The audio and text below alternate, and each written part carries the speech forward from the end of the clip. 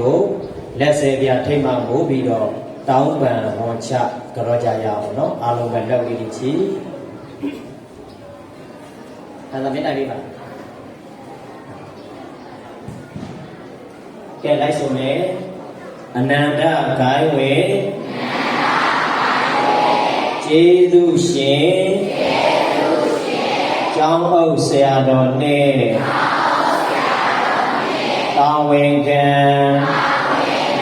ဆရာတော်များအောင်မင်္ဂလာ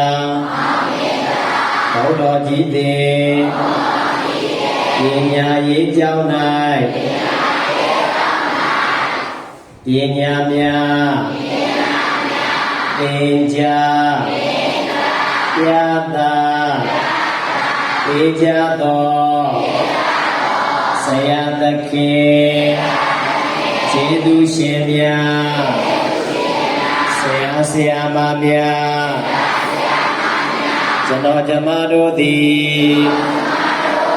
ဆရာသမားတို့အပေါ်၌မသိသည့်အလျောက်မလိမ္မာသည့်အလျောက်ကာယကံ